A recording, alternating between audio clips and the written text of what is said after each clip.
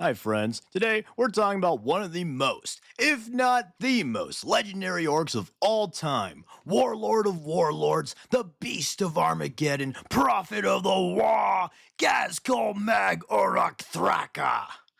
Ghazghkull is the greatest war boss of all, and is destined to unite the orcs and paint the stars green in the name of Gork and Mork. He leads the largest orc fleet across the galaxy to create a wholly unending battle in hopes of rekindling the indomitable might of his species past. But before talking about Gaz, if you're gonna wage glorious unending battle, you'd better have a good way to get your troops to set battle. So boom! Tabletop Stronghold is back to sponsor this video. Super tough, super easy to swap steel trays, and 3 different sizes. What's not to love? The signature Mag Case 2.0 has modular steel trays so you can cunningly reconfigure your case to fit any of your miniature carrying needs, as well as safely secure your brutal minis with magnets. Plus, the case is strong like orc and can hold 250 pounds, so you can rest assured that your minis will be safe in this art case. In my humble guard opinion, mag cases are the absolute best way to transport your minis.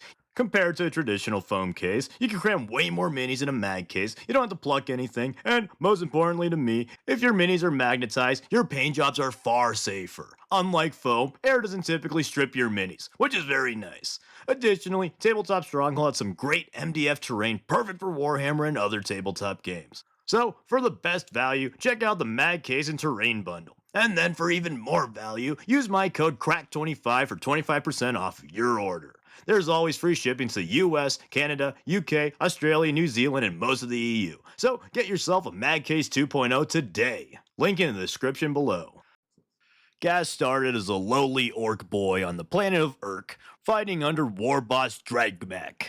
While assaulting a Dark Angel Fortress of Redemption, Gaz was shot in the face, shattering 30% of his skull and mashing his brain up real good. But fortunately, the kind bolt round merely emptied Ghazghkull's skull of everything but the knowledge of the gods. And as he died, he demanded that Gork and Mork save him. But their silence told him that he must save himself, and he trekked 200 miles across the icy wasteland to an orc settlement where Mad Doc Grotsnick began to operate on the gravely wounded Gaz. Sensing that this boy was special, Grotsnick used a special piece of Terminator ass armor to rebuild Ghazghkull's Ghazghkull.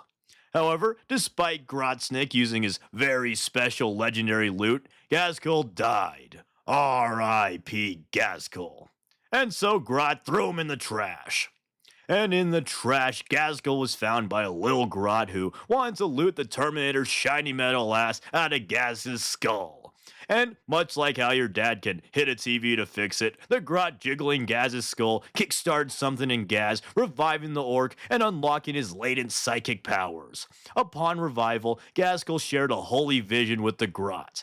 The vision showed the orc gods Gork and Mork engaged in an endless battle as legions of perfect orcs waged holy war across the galaxy, felling titanic foes. But as the fight settled down, the orcs atrophied and turned on one another until devolving into the present-day orcs. And then, the vision ended with the new perfect orc fighting his way to the top and leading the orcs back to their former glory, conquering the galaxy for an endless war!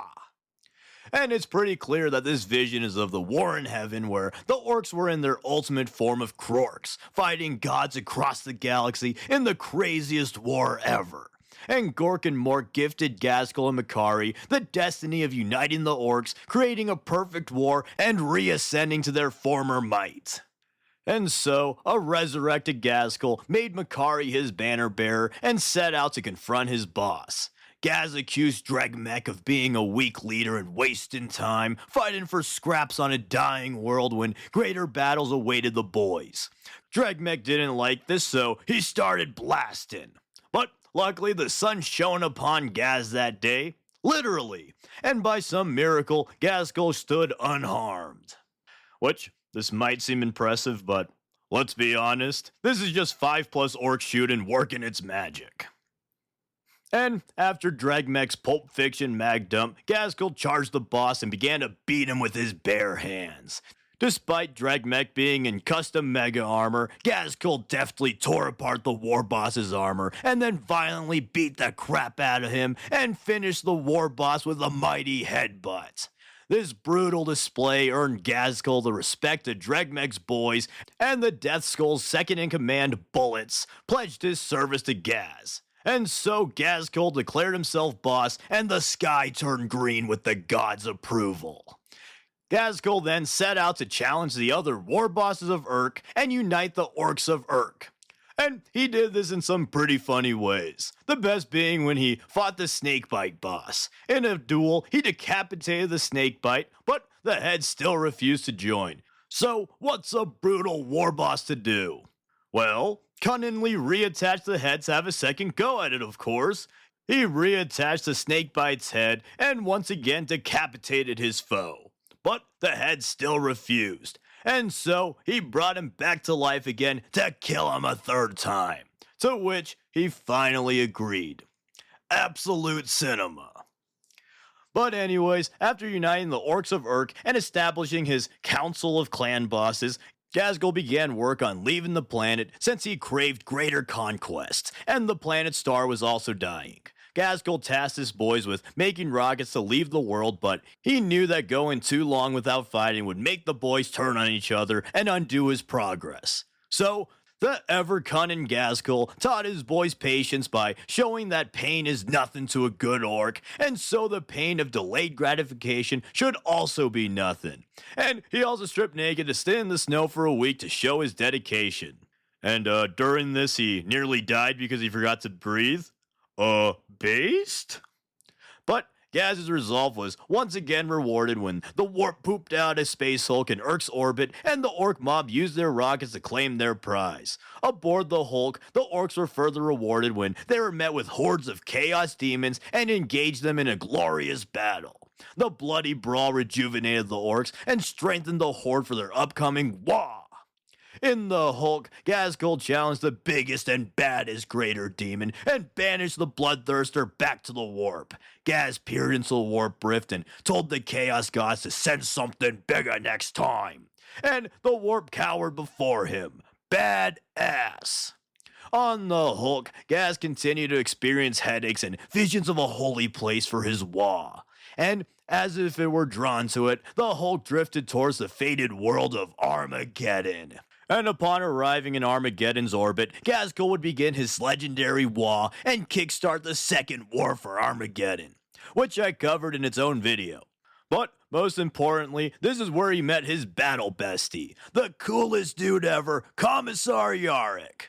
And after a brutal war which ravaged the planet, Yarrick and the boys would eventually hold off Gaz at Hive Hades and drive him back. But Ghazghkull's first war on Armageddon was merely a test run to gauge the capabilities of those pesky Umis to crush them later. And that he would. Gaz would plan to return to Armageddon a second time, but Gork and Mork would urge him against this, and Makari would also tell Gaz to follow the gods' plans. But Grotznik would push Ghazghkull's plan to return to Armageddon and defy the gods. So, on the world of Golgotha, Gaz would once again clash with Yarrick, this time defeating and capturing him. But after torturing Yarrick some, Gaz would release him so that his war on Armageddon would be even more fun. And so, 57 years after his first invasion, Ghazghkull would return to Armageddon and create a perfect war. However, Gaz would be plagued with headaches, and despite the great battle, he would grow depressed. In his funk, Gaz would revive Makari and tell his grot that he created a perfect war on the planet, but Makari and the gods are right. Although Armageddon was a great crumpin', it could be far greater. And his perfect holy battle should not be limited to one planet, rather it should span across the entire galaxy as Gork and Mork intended. And there comes a giant Russ! A Lehman Russ battle tank crashed through and blasted Ghazghkull. But fortunately, Makari would save his boss, soloing the tank, and upon waking up, Gaz took the god's points and agreed with Makari that he must unite the orcs on an even grander scale in order to rule the galaxy. And so, for a second time, the orcs would leave Armageddon for greener pastures. 'Cause you know, green is best after all. Yark and Helprecht would follow Gaz on his way out of Armageddon and try to finish the fight.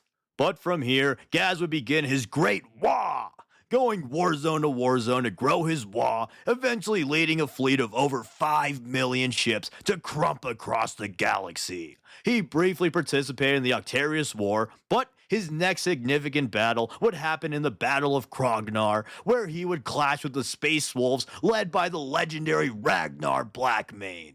On Krognar, Graz would manipulate the war in order to face the Wolf Lord personally, and in an epic duel, the two legends would trade vicious blows, gravely injuring each other, with Ragnar ultimately triumphing when he decapitated the war boss.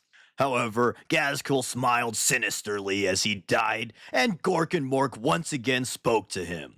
And in this moment, Ghazghkull was reminded of his true purpose. And he was told by the gods that he must put his faith in Makari reviving him this time, unlike his first death, where he utilized his own might and willpower to prove himself.